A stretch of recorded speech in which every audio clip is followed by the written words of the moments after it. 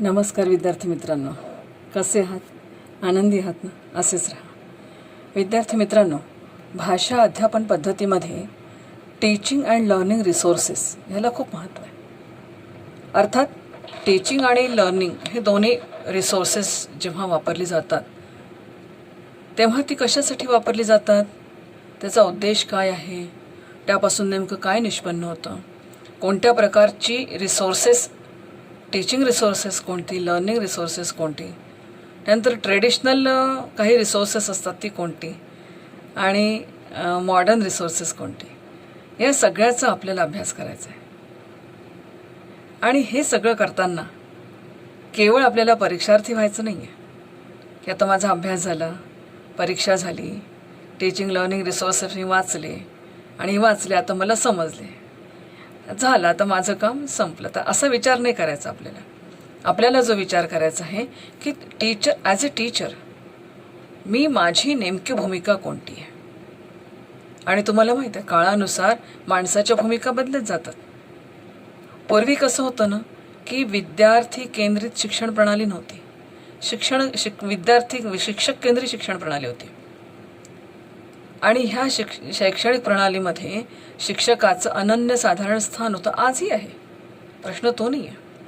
परंतु आज शिक्षक हा जेवढा फॅसिलिटेटर असतो ना, पूर्वीच्या काळी तसं नव्हतं. म्हणून शिक्षकाचे आदराचं स्थान आजही आहे. परंतु अध्ययनासाठी अध्ययन, लर्निंग टू लर्न हा जो भाग आहे हा त्या आधुनिक काळात आपल्याला महत्त्वाचा वाटतो.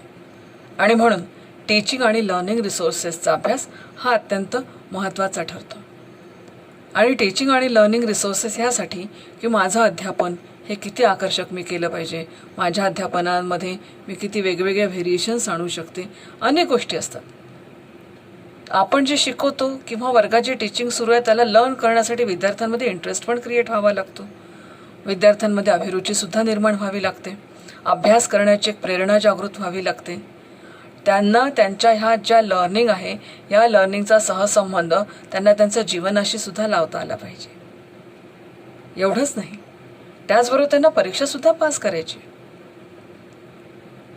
आणि जोपर्यंत ह्या अध्ययनामध्ये अशा प्रकारची अभिरुची त्यांना येत नाही, अध्ययन करावंसं जोपर्यंत वाटत नाही, तोपर्यंत अध्ययन होतच नाही.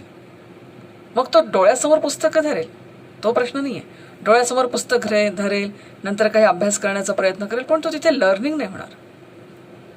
आणि लर्निंग तर आपण म्हणतो की माहीत नसलेली गोष्ट माहीत होणे, वर्तनात परिवर्तन होणे, दॅट इज लर्निंग. म्हणून मग हे लर्निंग रिसोर्सेस म्हणजे काय, तर लर्निंग रिसोर्सेसची एक परिभाषा केली आहे. The resources what teachers use to assist learners to meet the expectations for learning defined by curriculum. ज्या अभ्यासक्रमांनी ज्या अपेक्षा व्यक्त केलेल्या आहेत विद्यार्थ्यांकडून, टीचर्सकडून, त्या सगळ्या अपेक्षा फुलफिल करण्यासाठी असे संसाधनं की जे शिक्षक विद्यार्थ्यांच्या अध्ययनाला पूरक ठरण्यासाठी त्या ठिकाणी एक तर उपयोग करतात की रिसोर्स व्हॉट टीचर्स यूज करतात. कशासाठी? To assist learners to meet the expectations for learning defined by curriculum. ह्या अभ्यासक्रमाला, या अभ्यासक्रमाचे उद्दिष्ट, या अभ्यासक्रमातून साध्य होणाऱ्या बाबी या सगळ्या विद्यार्थ्यांपर्यंत पोहोचवण्यासाठी ज्या काही उपयुक्त गोष्टी असतील, ज्याला आपण म्हणतो एक्सपिरियन्सेस असतील, याची योजना करण्याचं जे कार्य असतं ते शिक्षक करतो. म्हणून as materials used by teachers to supplement classroom instructions or the stimulate the interest of learners. विद्यार्थ्यांचा अध्ययनातला इंटरेस्ट, अभिरुची विकसित करण्यासाठी आणि विद्यार्थ्यांना वर्गामध्ये क्लासरूम इन्स्ट्रक्शन्स देण्यासाठी ह्या प्रकारच्या लर्निंग रिसोर्सेसची आवश्यकता असते. मग आता हे जे लर्निंग रिसोर्सेस आहेत, हे learning resources, teaching learning resources are tools that classroom teachers use to help their learners learn quickly and thoroughly. Teaching can be as a simple as chalkboard or as complex as a computer program. तुमच्या लक्षात येत असेल की resources कोणते असावे, त्याची निवड कशी करावी, आणि ही निवड केल्यानंतर त्याच्या माध्यमातून त्या लर्नर्सला त्याचा नेमका काय उपयोग होऊ शकेल, ह्या सगळ्याचं नियोजन अध्यापकाला करावं लागतं. आणि हे नियोजन अध्यापक जेव्हा करतो तेव्हाच खऱ्या अर्थाने विद्यार्थ्याचं अध्ययनसुद्धा सक्षम झाल्याशिवाय राहत नाही. म्हणून केवळ अध्यापक किंवा केवळ विद्यार्थी हेच महत्त्वाचं नाही आहे, तर ह्यामध्ये लर्निंग रिसोर्सेसचा जो वापर आहे तो सुद्धा अत्यंत महत्त्वाचा आहे. मग आता हे जे लर्निंग रिसोर्सेस जे उपयोगात आणले जातात, तर हे कशासाठी, तर हे विद्यार्थ्यांना एखाद्या विषयाचं आकलन होत असताना, विषयाचं आकलन होत असताना शिक्षकाने त्याला फॅसिलिटेट करावं लागतं. आणि हे फॅसिलिटेट करत असताना, त्याला प्रेरित करत असताना त्या संसाधनाच्या माध्यमातून त्याचं अध्ययनसुद्धा सक्षमतेने व्हावं, हा सुद्धा दृष्टिकोन त्या ठिकाणी शिक्षकाचा असायला पाहिजे. आणि म्हणून to acquisitions knowledge learning resources are necessary. दोन प्रकारचे रिसोर्सेस आपण, teaching resources and learning resources. Teaching resources use by teachers, learning resources use by learner, and which is facilitate by teacher. शिक्षकाकडून ह्या पद्धतीचं प्रेरक असं एक प्रेरणा विद्यार्थ्यांना मिळणं, ज्याच्या माध्यमातून त्याचं अध्ययन घडू शकेल, अशा सगळ्या गोष्टी लर्निंग रिसोर्सेसमध्ये आपल्याला समाविष्ट करता येतील, की जेणेकरून विद्यार्थ्याच्या ज्ञानात भर पडेल, त्याच्या संकल्पना स्पष्ट होतील आणि त्याच्यामध्ये काही कौशल्याची अभिवृद्धी होऊ शकेल. अशा प्रकारची जी रिसोर्सेस आहेत त्या सगळ्या रिसोर्सेसचा सहभाग किंवा अंतर्भाव हा लर्निंग रिसोर्सेसमध्ये करता येईल. असं म्हटलं जातं की what I hear I forget. मी जे ऐकतो ते विसरून जातो. What I see I remember. मी जे पाहतो ते मला आठवतं. And what I do I understand. किती महत्त्वाची गोष्ट आहे. म्हणजे लर्निंग या संदर्भामध्ये जर आपण विचार केला तर परफेक्ट लर्निंग कॉन्सेप्ट कुठे कम्प्लीट होते, जिथे अंडरस्टँडिंग आहे. मी एखादी गोष्ट ऐकतो तर मी विसरू पण शकतो. गड्या मी परवा काय ऐकलं तुम्हाला आज आठवत नाही, काहीतरी बोलले गड्या, व्याख्यान छान झालं पण नेमकं काय झालं हे त्यांनाच जाऊन विचारा, मी विसरलो. What I hear I forget. What I see I रिम. मग कधी कधी मी काय पाहिलं हे मला आठवावं लागतं. मी आठवतो की अरे मी काय पाहिलं असेल किंवा हे पाहिलं, ते तिथे विस्मरणाचा शाप आहे. परंतु जी गोष्ट मी स्वतः करतो, आता स्वतः करतो आणि त्याच्यात आठवण राहते, याचा अर्थ काय? याचा अर्थ हा आहे की एखादी गोष्ट जेव्हा आपण स्वतः करतो तेव्हा त्या त्या कार्यामध्ये आपले ज्ञानेंद्रिय, आपले कर्मेंद्रिय, आपलं मन, आपली बुद्धी, ह्या सगळ्यांचे एकीकरण त्या ठिकाणी येतं. म्हणून एखादी गोष्ट स्वतः करणे, स्वतः अनुभव घेणे, आणि हा अनुभव चिरकाल टिकतो. याचं महत्त्वाचं कारण जे ज्ञानेंद्रिय, अनुभव ग्रहण करणारी जी ज्ञानेंद्रिय आहे आणि त्या ज्ञानेंद्रियाच्या मागे असणारं माझं मन आहे, हे ज्ञानेंद्रिय, हे मन आणि माझ्या कर्मेंद्रियांनी केलेली धडपड, या तीनही गोष्टींचं जेव्हा एकीकरण होतं तेव्हा ती गोष्ट आकलनाला सुलभ जाते. म्हणून जे मी करतो ते माझ्या लक्षात राहतं नेहमी. म्हणून आता तुमच्या लक्षात येत असेल की learning resources which is related to your understanding, not only hearing, not only watching. म्हणून फॉर मेमोरायझिंग अँड म्हणजे कोणतीही एखादी कॉन्सेप्ट असेल जिला मला पाठांतर करायचं असेल किंवा म्हणजे एखादी कॉन्सेप्ट पाठांतराची करायची असेल, अशा ठिकाणी मला लर्निंग रिसोर्सेसचा वापर करावा लागतो. किंवा एखाद्या विद्यार्थ्याला त्याच्या अध्ययनासाठी प्रेरित करण्यासाठी मला लर्निंग रिसोर्सेसचा वापर करावा लागतो. तुम्ही पहा की जसं वेगवेगळे लर्निंग रिसोर्सेस आहेत. समजा आपण एखाद्या विद्यार्थ्याला सांगितलं की हे अध्ययन तुला करायचं आहे, याच्यासाठी तू अशा अशा प्रकारची वेबसाईटवर जा किंवा अशा अशा प्रकारची फिल्म बघ किंवा हे पुस्तक वाच, विवेकानंदांचा अभ्यास करायचा आहे, विवेकानंदांची व्याख्यानं नावाचं पुस्तक वाच. त्याला मोटिवेट करणे, to motivate themself. Learning resources हे त्याला अध्ययनाकरता ते मोटिवेट झाले पाहिजे किंवा अध्ययनाकरता तो एक म्हणजे उत्साह त्याच्यामध्ये निर्माण झाला पाहिजे. नंतर त्याचे जे सेन्स ऑर्गन्स आहेत, या सेन्स ऑर्गन्सला तो जास्तीत जास्त उपयोग करत असतो. लर्नर जेव्हा लर्निंग करतो ना, तेव्हा त्याच्या सेल्स ऑर्गनला तो जास्तीत जास्त उपयोग करत असतो. मग त्याच्या ह्या सेल्स ऑर्गनचा जो एक्सपिरियन्स आहे, हा एक्सपिरियन्स फर्स्ट हँड असावा. एक्सपिरियन्सचे सुद्धा प्रकार आहेत. फर्स्ट हँड असतो, सेकंड हँड असतो. हा जो फर्स्ट हँड एक्सपिरियन्स व्यक्ती घेतो हा खूप महत्त्वाचा आहे. उदाहरणार्थ, एखाद्या वस्तूबद्दलचं मी केलेलं वर्णन आणि ती प्रत्यक्ष वस्तू, याच्यातला फर्स्ट हँड एक्सपिरियन्स कोणता आहे? ती प्रत्यक्ष वस्तू हा फर्स्ट हँड एक्सपिरियन्स आहे. आणि त्या वस्तूबद्दलचं केलेलं वर्णन, त्या वस्तूबद्दल वस्तूचं दाखवलेलं चित्र हा सेकंड हँड एक्सपिरियन्स आहे.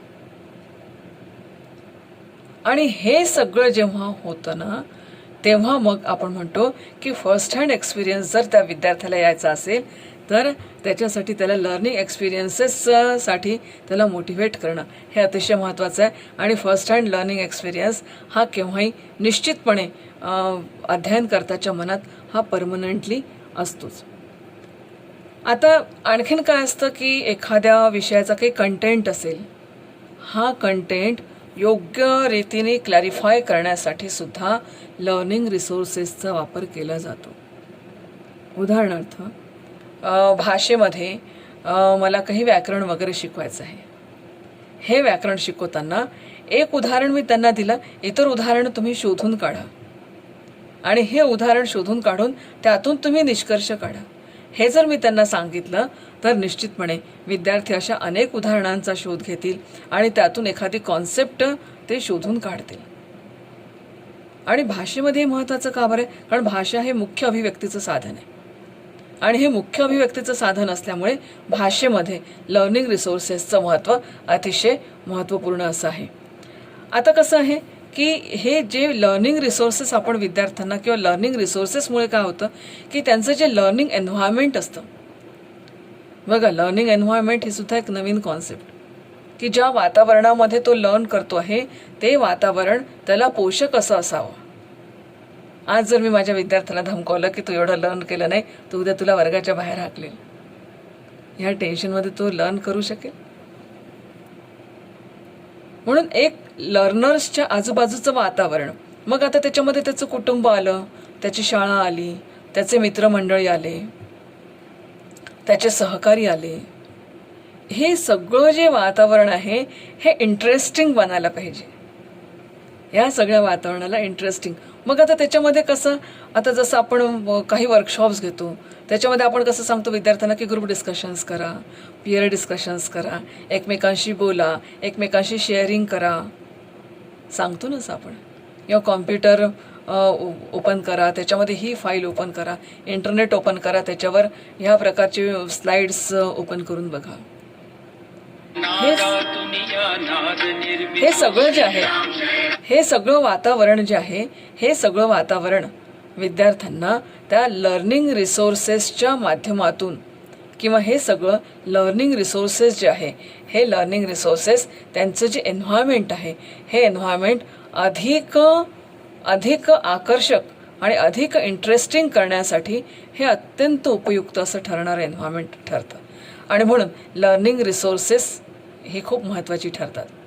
आता आणखीन कसं आहे की जेवढं आपण लर्निंग रिसोर्सेस विद्यार्थ्यांपर्यंत आपण देऊ, जेवढे त्यांच्या हातात हे लर्निंग रिसोर्सेस, लर्निंग एन्व्हायरमेंट आपण तयार करू, तेवढं विद्यार्थ्यांना हे सगळं हेल्पफुल ठरणारी गोष्ट होते. हे सगळं त्यांना उपयुक्त असं ठरतं, हे त्यांना हेल्पफुल असं ठरतं. आणि म्हणून provide direct experiences to learn which is helpful in learning. हे सगळी जी रिसोर्सेस आहेत, ही रिसोर्सेस विद्यार्थ्यांना डायरेक्ट एक्सपिरियन्स अशा पद्धतीने देतात, प्रत्यक्ष अनुभव अशा पद्धतीने देतात की जेणेकरून विद्यार्थ्यांचं हे लर्निंगला ते अत्यंत असं हेल्पफुल असं ठरू शकेल. खूप म्हणजे इतकी महत्त्वाची गोष्ट ही शिक्षकाच्या दृष्टीने किंवा विद्यार्थ्यांच्या दृष्टीने लर्निंग एक्सपिरियन्सेस, त्याचे उद्देश काय आहे हे जाणून घेणं खूप महत्त्वाचं आहे. म्हणून हा सगळा झाला लर्निंग रिसोर्सेसच्या बाबतीत. रिसोर्सेस म्हणजे संसाधनं ज्याच्या माध्यमातून प्रत्यक्ष माझं लर्निंग होऊ शकेल, असे स्टिम्युलस म्हणजे रिसोर्सेस की अशा स्टिम्युलस ज्याच्या माध्यमातून लर्निंग होईल आणि असे स्टिम्युलस ज्याच्या माध्यमातून त्या विद्यार्थ्यांमध्ये लर्निंग करण्याचा एक इंटरेस्ट निर्माण होईल, असे रिसोर्सेस. मग आता असे रिसोर्सेस कोणते आहे? खूप एक म्हणजे ज्याला म्हणतात की अतिशय महत्त्वाचा मुद्दा आहे तुमच्या आमच्यासाठी सर्वांसाठी. त्याच्यामध्ये सर्वात पहिला लर्निंग रिसोर्स आहे ऑडिओ, ज्याला आपण मराठीमध्ये म्हणतो श्राव्य साधने. श्राव्य साधने श्राव्य साधने म्हणजे काय की ज्या साधनांच्या माध्यमातून विद्यार्थी ऐकून लर्निंग करतो. मग अशी साधनं कोणती आहे? आता तुम्हाला कल्पना आहे, या लॉकडाऊनच्या काळामध्ये ही साधनं खूप महत्त्वाची ठरतात. जसं आहे रेडिओ प्रोग्राम, शिक्षकाचे रेडिओ प्रोग्राम्स असतात किंवा रेडिओवरून अनेक शैक्षणिक अनुदेशन हे रेडिओच्या माध्यमातून चालत असतं. रेडिओ आहे, टेप रेकॉर्डर्स आहेत. आता टेप रेकॉर्डरचा थोडासा काळ गेला, आता आपण म्हणतो CD प्लेअर किंवा मग पेन ड्राईव्हमध्ये विविध असलेले, जसं उदाहरणार्थ कविता आहे, कवितेचं गायन असेल, एखादा नाट्यप्रसंग आहे, नाट्यप्रसंगाचं सादरीकरण असेल, ह्या सगळ्यामध्ये टेप रेकॉर्डरचा वापर होऊ शकतो. काही ऑडिओ CDज असतात आणि आता तर एज्युकेशनल CDवर खूप भर आहे. अगदी लहान मुलांपासून एज्युकेशनल CDज ह्या दिल्या जातात. तर त्या एज्युकेशनल CD, पूर्वीच्या काळी ग्रामोफोन असायचा, तो ग्रामोफोन असा छान असं मोठी CD सारखं असायचं, त्याच्यावर लावलं की असं छान ऐकायला यायचं. ऑडिओ म्हणजे जिथे जिथे माझ्या कानांना श्राव्यता येते, श्राव्य या दृष्टिकोनातून ऑडिओ एड्स हे महत्त्वाचे आहेत. पुष्कळदा तर मी असं म्हणते की आपलं आजूबाजूचं वातावरणसुद्धा श्राव्य साधन होऊ शकतं. मला वर्गात विद्यार्थ्यांना शिकवायचे ते विविध पक्ष्यांचे आवाज. हे विविध पक्ष्यांचे आवाज शिकवण्यासाठी काय केलं? शिक्षण तर आनंददायी पण व्हायला पाहिजे, त्यांना तर शिक्षणात इंटरेस्टही निर्माण झाला पाहिजे, अध्ययनात गोडी पण उत्पन्न झाली पाहिजे. काय केलं त्या ठिकाणी? मी सरळ सगळ्या विद्यार्थ्यांना शाळेच्या बागेत नेलं आणि त्यांना सांगितलं की फक्त ही बाग फिरायची आहे तुम्हाला. ह्या बागेमध्ये फक्त तुम्हाला कोणकोणते आवाज येतात ती आवाजांची नोंद घ्या आणि त्यातले कोणते पक्षी तुमच्या ओळखीचे आहेत ते मला सांगा. साधारणतः चिमणी आपण ओळखतो, कावळा आपण ओळखतो, एक आणखीन ते एक छोटासा पक्षी असतो, शिट्टी वाजवतो तो, ते आपल्याला ओळखतं. पोपट आपण पोपटाचा आवाज ओळखतो. तर ह्या सगळ्या हे जे आवाज आहे, ह्या आवाजामधून त्यांना पोपटाचा आवाज, चिमणीचा आवाज, मग लगेच तिथे कुत्रेही आले, कुत्र्यांचे आवाज कळले, मधूनच कुठेतरी डॉंकी ओरडला, गाढवाचा आवाज कळला, मध्येच आता आपल्याकडे वराहसुद्धा बरेच येतात, त्यांचाही आवाज कळला, मध्येच गाय आली, गाईचा आवाज कळला है ना. हे सगळे आवाज म्हणजे आपल्या आजूबाजूचं एन्व्हायरमेंटसुद्धा आपण एक चांगल्या पद्धतीचं लर्निंग रिसोर्सेस म्हणून त्याचा वापर किती छान करू शकतो. आणि हे सगळं भाषेत आपण खूप छान, भाषेच्या अध्यापनात ह्या सगळ्या म्हणून ऑडिओ जे लर्निंग रिसोर्सेस आहेत ते. दुसरं आहे व्हिज्युअल लर्निंग रिसोर्सेस, ज्याला आपण म्हणतो दृक अध्ययन साहित्य. आता दृक अध्ययन साहित्य म्हणजे काय बघा, पुष्कळदा आपण अध्यापनात ज्याला आपण सेकंड हँड एक्सपिरियन्ससुद्धा म्हणू शकतो की आपण तक्त्यांचा वापर करतो, आपण काही चित्रांचा वापर करतो. कारण आता बघा, प्रत्यक्ष आपण नेऊ तर शकणार नाही, हिमालयात तर आपण त्यांना नेऊ शकत नाही. मग हिमालयाचं चित्र आणलं, त्यांना चंद्रावर तर नेऊ शकत नाही, चंद्राचं चित्र आणलं. मग नंतर काही ज्याला आपण म्हणतो की असं एखादा पर्वतीचं मॉडेल आणलं, पर्वताचं मॉडेल आणलं, पर्वती म्हणजे पुण्याची. नंतर हिमालयाचं मॉडेल आणलं, एखादं शेताचंच मॉडेल, शहरातल्या मुलांना कुठे शेतात घेऊन जाणार आहे, शेताचं मॉडेल आणलं. म्हणून मॉडेल हे सुद्धा एक खूप चांगलं व्हिज्युअल साधन आहे.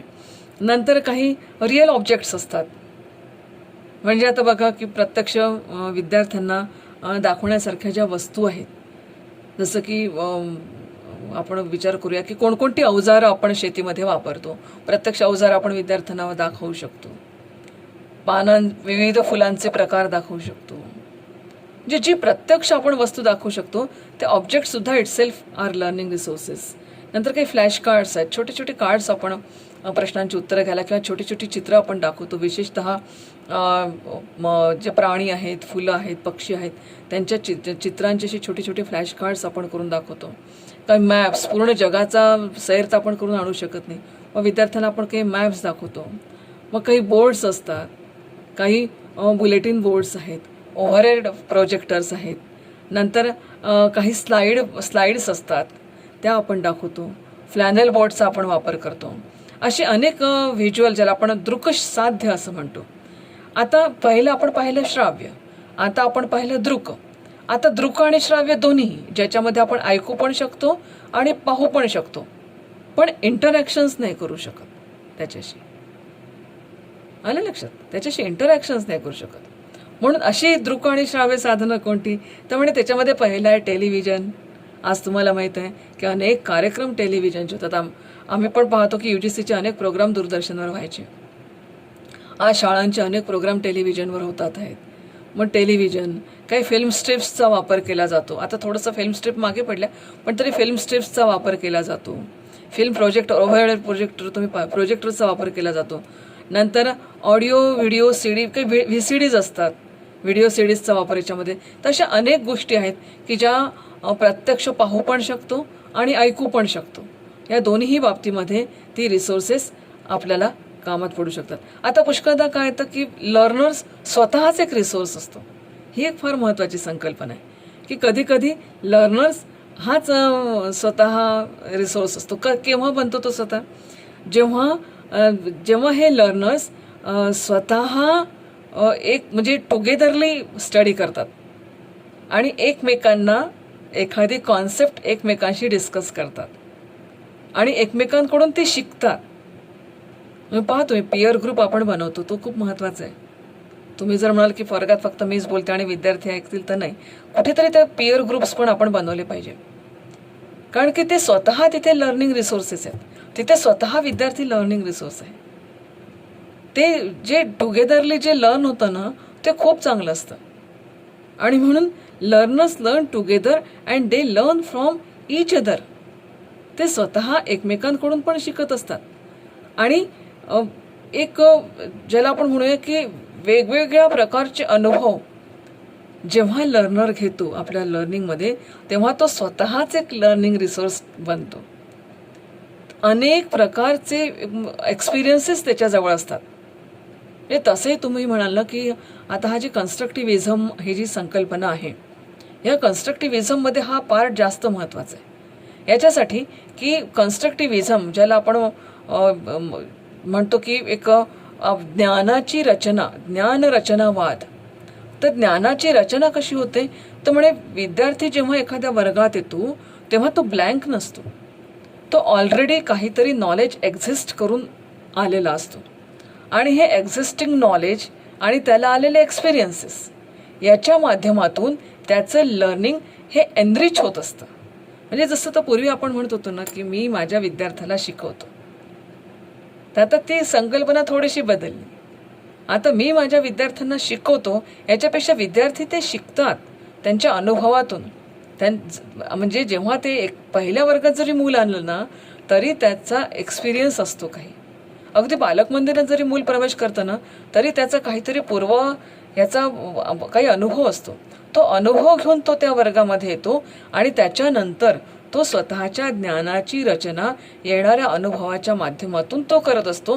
म्हणून स्वतः लर्नर आणि असणारे एक्सपिरियन्सेस ह्याच्यामध्ये ज्या इंटरॅक्शन्स होतात ना, ह्या इंटरॅक्शन्स जेवढ्या चांगल्या होतील, जेवढ्या स्ट्रॉंग होतील, तेवढं हे लर्निंग खूप छान होतं. म्हणून कन्स्ट्रक्टिव्हिझममध्ये असं म्हटलं जातं की लर्नर हाच एक लर्निंग एक्सपिरियन्स आहे किंवा लर्निंग रिसोर्स आहे. लर्नर हाच एक लर्निंग रिसोर्सेस आहेत. तो जो एक्सपिरियन्स घेतो त्याच्यामधून त्याचं लर्निंग होत असतं. म्हणून लर्निंग टू लर्न ही संकल्पना त्या ठिकाणी आपल्याला म्हणता येईल. आता ह्या ठिकाणी लर्नर हा जेव्हा आपण लर्निंग रिसोर्सेस म्हणतो, तेव्हा तो स्वतःच्या लर्निंगची जबाबदारी स्वतःच घेतो आणि तो स्वतःला सेल्फ इन्स्ट्रक्ट करत असतो. सेल्फ इन्स्ट्रक्शन्स तो स्वतःला देतो. उदाहरणार्थ एखाद्या विद्यार्थ्याला जर आपण सांगितलं की एखाद्या स्लाईड शेअर्स ॲप ओपन कर, त्याच्यामधून ह्या स्लाईडचा तू वापर करून ह्या स्लाईडवरून तू लर्न कर. जसं आता तुम्हाला सांगितलं जातं, लॉकडाऊनचा काळ आहे, कॉलेजमध्ये यायचं नाही, पुस्तकं तुमच्याजवळ नाही, काय करता? मग स्लाईड शेअर ओपन केली, एखादी स्लाईड ओपन केली, त्याच्या माध्यमातून आपण स्वतःशीच तो संवाद करतो आणि आपण स्वतःशी ती रिस्पॉन्सिबिलिटी घेतो. म्हणून learner should take responsibility of their own learning आणि शेअर्ड रिस्पॉन्सिबिलिटी ऑफ इन्स्ट्रक्शन्स स्वतःशी शेअर करतो तो. आणि म्हणून त्या ठिकाणी तो स्वतःच एक लर्निंग रिसोर्सेस असतो. आणि एक हा जो लर्नर आहे, हा लर्नर हा कधी कधी स्किल्ड असतो किंवा कधी कधी सेमी स्किल्डसुद्धा. जर लॉंग लर्नर असेल तर तो स्किल्ड बनेल, नाही तर हे स्किल तो हळूहळू संपादन करतो. म्हणून हे जे आहे, हे त्याचं जे म्हणजे जे त्याचं ज्ञान आहे, हे ज्ञान त्याचं को क्रिएशन ऑफ नॉलेज, हे त्याच्यामध्ये को क्रिएशन ऑफ नॉलेजमध्ये तो आपलं परावर्तित करू शकतो. म्हणून हा जो विद्यार्थी आहे, हा विद्यार्थी एक प्रकारचा स्वतःच लर्निंग रिसोर्सेस म्हणून आपण त्याला म्हणू शकतो. आणि याच्या माध्यमातून काय होतं की या विद्यार्थ्याची क्रिएटिव्हिटी ही खूप चांगली वाढते. तो सहजतेने इतरांशी चर्चा करू शकतो, तो सहजतेने आपल्या ज्ञानामध्ये वाढ करू शकतो, तो सहजतेने इतरांशी बोलू शकतो, इतरांना तो कम्युनिकेट करू शकतो आणि इतरांची सुद्धा तो मदत करू शकतो. स्वतःचं इव्हॅल्युएशनसुद्धा तो करू शकतो आणि स्वतःला जे आकलन झालेलं आहे त्याला तो चांगल्या पद्धतीने मॉनिटर करू शकतो, स्वतःला मोटिवेट करू शकतो. आणि तुम्हाला माहिती आहे, self motivation is great motivation. तो स्वतःला मोटिवेशन करू शकतो, तो स्वतःमध्ये अध्ययन करण्यासाठी सेल्फ इंटरेस्टसुद्धा करू शकतो. म्हणून अशा वेगवेगळ्या विद्यार्थ्यांचे जे अनुभव आहे, हे अनुभवसुद्धा त्यांच्या लर्निंगसाठी कारणीभूत ठरतात. एवढंच नाही तर त्यांच्या आजूबाजूचं जे वातावरण आहे, ज्याच्यामध्ये वेगवेगळे रिच्युअल्स असतात, व्हॅल्यूज असतात, काही ट्रेडिशन्स असतात, ह्यासुद्धा लर्निंग रिसोर्सेसचं काम करतात. आणि शिवाय याच्या व्यतिरिक्त त्यांचे जर पेरेंट्स हे काही स्पेशलाइज्ड नॉलेज त्यांच्याजवळ असेल तर त्याच्यातून सुद्धा त्यांचं लर्निंग हे होऊ शकतं. म्हणून शेवटी काय आहे की हे जे लर्निंग आहे, हे लर्निंग अतिशय महत्त्वाचं आहे. आणि हे लर्निंग होण्यासाठी जे रिसोर्सेस वापरले जातात किंवा जे रिसोर्सेसचा वापर केला जातो त्याला लर्निंग रिसोर्सेस असं म्हटलं जातं. आणि अशा प्रकारचे जेव्हा एक अनुभव विद्यार्थ्याला चांगले येतात तेव्हा त्याचं अंडरस्टँडिंग हे सकारात्मक होतं, पॉझिटिव्ह अंडरस्टँडिंग त्याचं त्या ठिकाणी होऊन जातं. आता हे झालं दृकश्राव्य आणि दृकश्राव्य साधनं. आता याच्यामध्ये पुन्हा आणखीन एक आस्पेक्ट येतो की काही रिसोर्सेस हे पारंपरिक आहेत आणि काही रिसोर्सेस हे ज्याला आपण म्हणूया की आधुनिक आहे. जे पारंपरिक रिसोर्सेस आहेत ना, ते सगळी त्याच्यामध्ये विद्यार्थ्याला जरी केंद्रीभूत मानून तयार केले असतील तरी विद्यार्थ्याला तिथे स्वतः प्रतिक्रिया देता येत नाही. उदाहरणार्थ पुस्तक त्याला आपण वाचनाला दिलं तर विद्यार्थी पुस्तक वाचेल पण त्या पुस्तकाशी त्याच्या इंटरॅक्शन्स होत नाही. दुसरी गोष्ट असं आहे की शिक्षक जे पुस्तक त्याला सांगतील ते तो वाचणार, पण स्वतःहून कोणत्या वाचायचं आहे किंवा स्वतःहून काय करायचं आहे हे मात्र त्या ठिकाणी त्याला समजू शकत नाही. म्हणजे ट्रेडिशनल जे आहेत, जसं पुस्तक आहे, ज्याला आपण म्हणूया रेडिओ आहे, दुसरी गोष्ट की आणखीन काही लायब्ररीमध्ये जा, पुस्तकं वाच, हे सगळे these are all traditional learning resources. परंतु काही आधुनिक पण आहे.